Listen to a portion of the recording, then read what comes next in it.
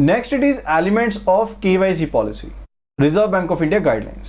So reserve bank of India ने advise किया है कि केवाईसी पॉलिसी में 4 की एलिमेंट जो हैं उन्हें इंक्लूड करना यहां पर जरूरी है। कौन कौन से एलिमेंट्स हैं ये? Customer acceptance policy, customer identification procedures, monitoring of transactions that is MT and risk management. तो ये 4 एलिमेंट जो हैं ये बैंक्स के लिए मैंडेटरी है। तो बैंक को एडवाइज किया है कि ये जो 4 की एलिमेंट है इनको केवाईसी पॉलिसी में ऐड करना ही करना है।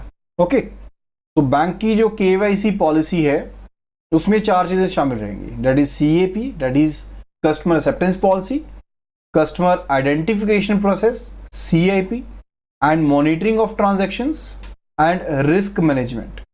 Next it is contents of the policy. तो जो भी लीगल एंड रेगुलेटरी रिक्वायरमेंट्स हैं, यानी कि जो भी हमने 4 एलिमेंट्स पढ़े थे regarding the customer acceptance policy था, या फिर जो कस्टमर का आइडेंटिफिकेशन प्रोसीजर था, मॉनिटरिंग ऑफ ट्रांजैक्शन था, या फिर जो रिस्क मैनेजमेंट था, जो 4 हमने ऊपर ये एलिमेंट्स पढ़े उनके रिगार्डिंग जो भी लीगल एंड रेगुलेटरी रिक्वायरमेंट्स चाहिए वो केवाईसी पॉलिसी में होनी चाहिए। एंड हर एक बैंक को अपने जो बिजनेस है, अपनी जो लोकेशंस है उसके हिसाब से अपनी केवाईसी पॉलिसी को बनाना पड़ेगा।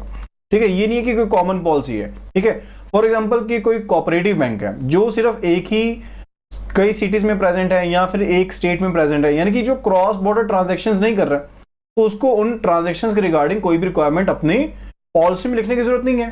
फर्दर कोई भी जो आपके जो रिक्वायरमेंट है रिगार्डिंग कॉरेस्पॉन्डेंट बैंकिंग अरेंजमेंट्स जो ओवरसीज बैंक के साथ है उसको वहां पर मेंशन करने की जरूरत नहीं है, उसकी केवाईसी जो पॉलिसी रहेगी।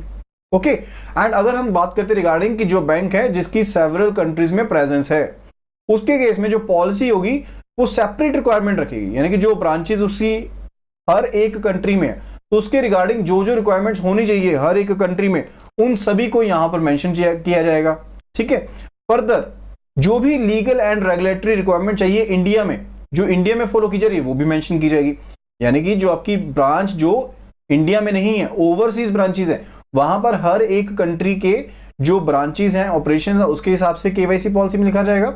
फर्दर जो ब्रांचेस आपकी इंडिया में है तो इंडिया में जो आपकी लीगल रिक्वायरमेंट्स हैं, जो आपकी रेगुलेटरी रिक्वायरमेंट्स हैं, उसको इंडिकेट करना जरूरी है।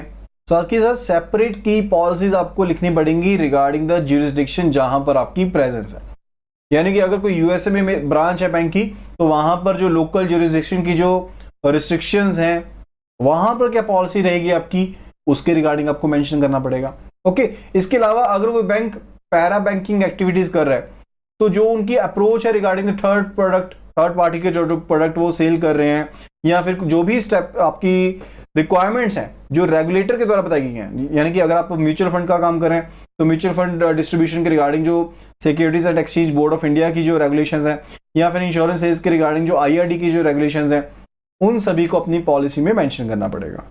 Next it is process manual.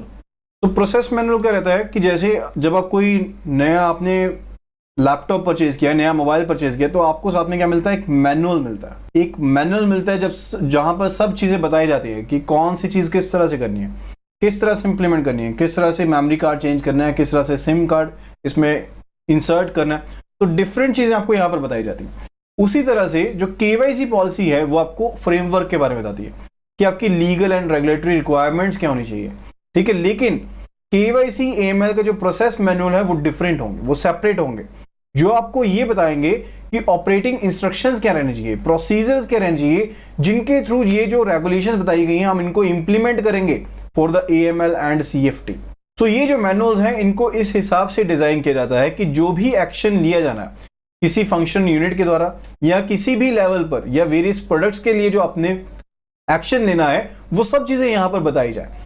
तो एक चीज यहां पर हो सकती है कि जो बिजनेस के हिसाब से या प्रोडक्ट लाइन के हिसाब से आप डिफरेंट मैनुअल दे सकते हैं, यानी कि एक प्रोडक्ट के लिए एक प्रोसेस मैनुअल दे दिया, दूसरे प्रोडक्ट के लिए दूसरा आपने प्रोसेस मैनुअल दे दिया, या फिर बिजनेस लाइन के हिसाब से आप प्रोसेस मैनुअल दे सकते हैं, जिसमें सारा का सारा साइकिल जो है वो एंड टू एंड कवर होगा। यानी कि कस्टमर जब से आपके पास आ रहा है एंड जब तक आप सस्पिशियस ट्रांजैक्शन को रिपोर्ट करते हैं, आप रिलेशनशिप को रिव्यू करते हैं जब भी नेसेसरी है, वो सब चीजें उसमें बताई जाएंगी कि किस तरह से आपने इन ऑपरेशंस को करना है। ऑल्टरनेटिवली कह लीजिए कि जो भी सेपरेट सेक्शंस हो सकते हैं डिफरेंट बिजनेस लाइंस के, वो आप मेंशन करेंगे।